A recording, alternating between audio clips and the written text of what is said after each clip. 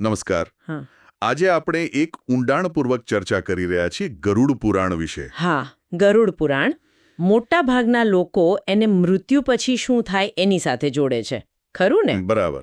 પણ એમાં એટલે જીવન જીવવા માટે પણ ઘણી માર્ગદર્શક વાતો છે.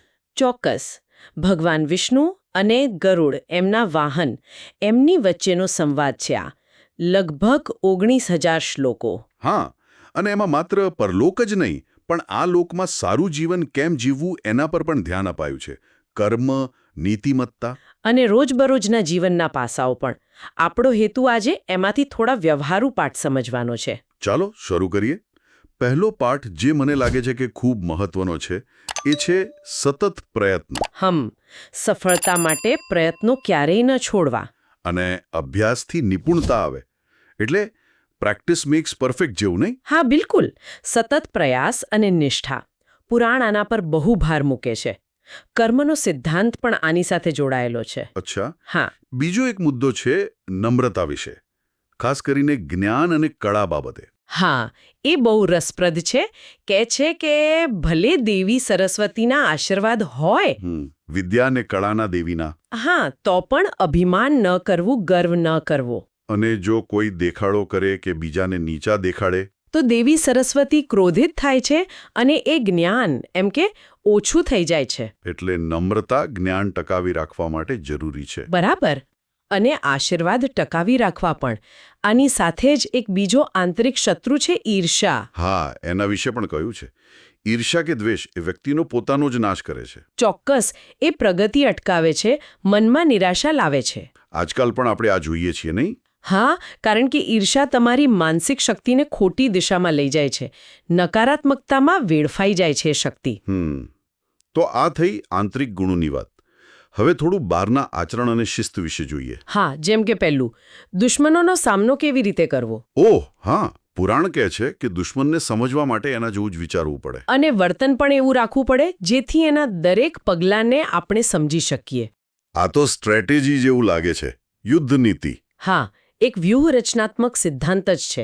પ્રતિસ્પર્ધીની માનસિકતા સમજવી એ બહુ જરૂરી છે. પણ આનો અર્થ નકારાત્મક બનવાનો નથી. સમજી ગયો. સાવચેત રહેવાનો છે. બરાબર.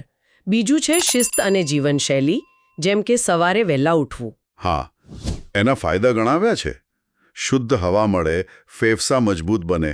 અને પુરાણ તો એમ પણ કહે છે કે મોડા ઉઠવાથી આયુષ્ય ઘટે છે. અચ્છા, આ થોડું કડક લાગે. પણ કદાચ શિસ્ત અને પ્રકૃતિ સાથે તાલમેલનો સંકેત હશે. બની શકે.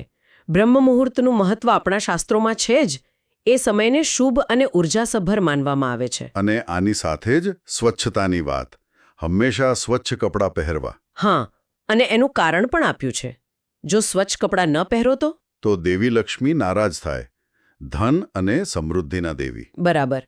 અને ઘરમાં બરકત ન રહે, રોગોનો ભય પણ રહે. એટલે શારીરિક સ્વચ્છતાને સીધી જ ભૌતિક અને આધ્યાત્મિક સુખાકારી સાથે જોડી દીધી છે. ચોક્કસ. સ્વચ્છતા એક સકારાત્મક વાતાવરણ ઊભું કરે છે. આ થઈ શિસ્તની વાત. હવે સંગત વિશે શું કહ્યું છે? હા, 7મો પાઠ. સંગતનો પ્રભાવ વ્યક્તિ પર પડે છે. એટલે મિત્રો બનાવતા પહેલા વિચારવું. બરાબર. એના વર્તન વિશે જાણવું જરૂરી છે એમ કહ્યું છે.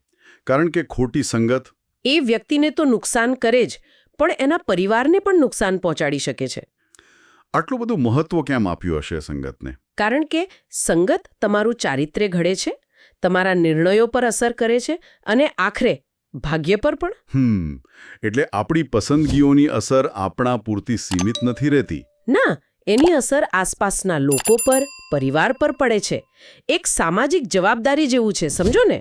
તો આ ગરુડ પુરાણના જે અંશો આપણે જોયા એ ખરેખર વ્યવહારુ સલાહ આપે છે. હા, સતત પ્રયાસ કરતા રહેવું, નમ્ર રહેવું, વ્યૂહરચનાત્મક રીતે વિચારવું, સ્વસ્થ આદતો પાડવી, સ્વચ્છતા રાખવી, ઈર્ષ્યાથી બચવું અને બહુ અગત્યનું સારી સંગત પસંદ કરવી. બધું જ મહત્વનું છે.